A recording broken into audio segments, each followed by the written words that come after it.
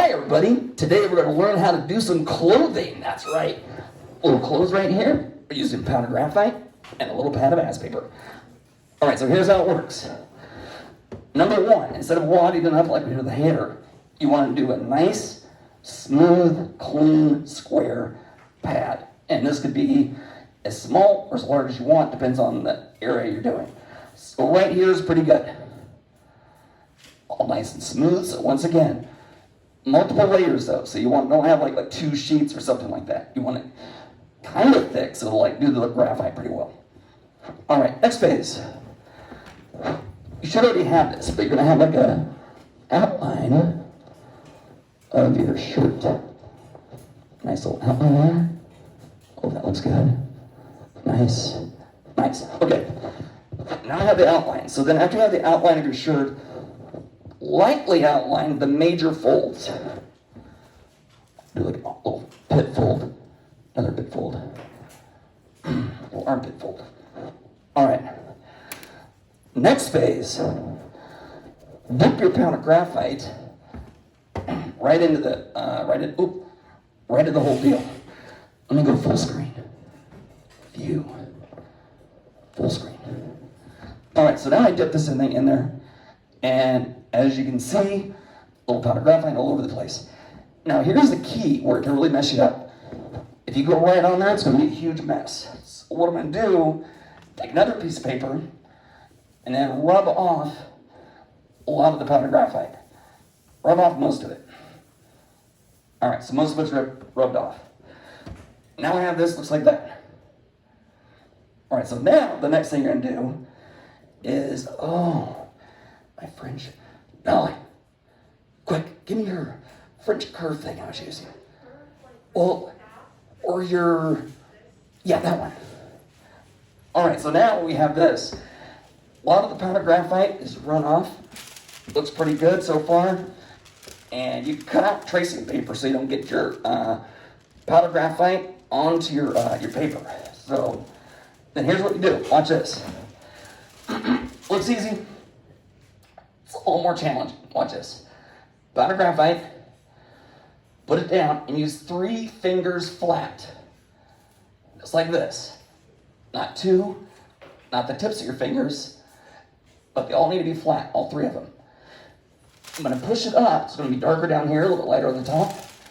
And as I go up, I'm going to wiggle my hand back and forth, left and right. So watch this. Here it goes. Really light. Back and forth, following the contour of the fold. Then right there, a little bit of a fold in there. And then you could start with like 3 fingers, and then as you go up tighter to where a fold is, you can take 1 finger off. Now I have a tighter fold, and you can end with 1. Okay? I'll reverse that coming down. Now you start to see little folds in there. And then right here, I'll get my tracing paper. Then to show the fold on this thing, I'm going to go halfway on the tissue, halfway off, doing the same thing. Wiggling it back and forth, coming all the way down. All right, now I have a little bit of a fold, so it has a little bit of a depth to it. All right. Very nice. And then as I come all the way up here, same thing. Lighter, easy. Notice how I have very little graphite though. Rub most of it off. Now over here on the shoulder, what I'm going to do is I'm going to take this tissue, cut out perfectly for the shoulder. There we go. All right, so I'm going to make this a little darker on this side. So even if it's not darker on yours, to make it look rounded, I would start kind of heavy on the sides, heavy on the shoulder, and make it a little bit lighter. All right, so now I got a little darker shoulder over here, lighter over here. You can see the folds. Okay, once again, it's a little bit harder than it looks. Next, I'll do the same thing here. This is pretty much even. Come up, get my masking. I cut it out, so it should be perfectly matched to my shoulder. I think. Now, like, do you need this still? You don't. Okay. Now I got the shoulder going on here. And when you're using masking, go halfway on the masking, halfway on the project. Back and forth, nice and steady. Now I'm doing 1 finger, 2 fingers, 3 fingers. And I'll come all the way up here as well. Okay. Now I gotta do some division. Oh, wait, collar. Collar, same thing. All right, so now I got that part done. Ish. Now I'll dip a little more powder graphite in, rub most of it off. I'll take this, find my collar that I had, neatly traced, kind of. All right, so now I'm gonna go in here, a little bit darker on the collar, have it overlap a little bit. Bam, got a collar. All right, so now I'm gonna separate the collar from the rest of the shirt. So what you can do is take a blending stump right here, go shabam, just like that. So I'm gonna fade it out now. So it's a little line, blending stump. Now I'm gonna like lightly fade, just like I did the eyelashes. If you blur it out a little bit, it looks cool. And I'll do another little one here. All right, and you won't see it on the top of the direction of the sun, angle of the sun. All right, so now I got that part done. Now the next phase, right down erasing out highlights. Oh, and I have my red jumpsuit. I can't use that to round my eraser. You want a nice rounded eraser when you're doing highlights. If it's like your hair, where it was all sharp and jaggedy, you're gonna have like tapeworms. So avoid the tapeworm, round your eraser like that. Okay, so now with the eraser, when you're erasing the highlights, watch this.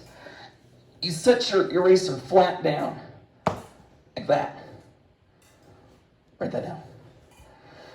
And I'll pick up the accent of the eraser just a little bit.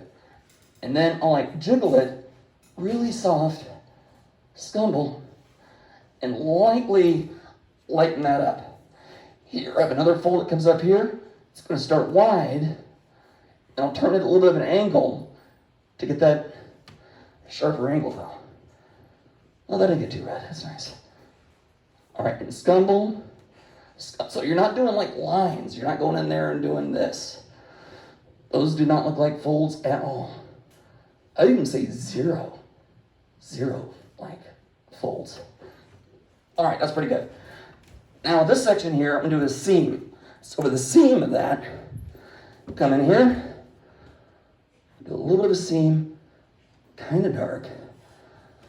Then I'll fade it out. That's too dark, Mr. Stevens. You're absolutely right. Come here, I'll fade it out a little bit with tissue. So blending stump might be kind of harsh, but you use tissue to blend it out.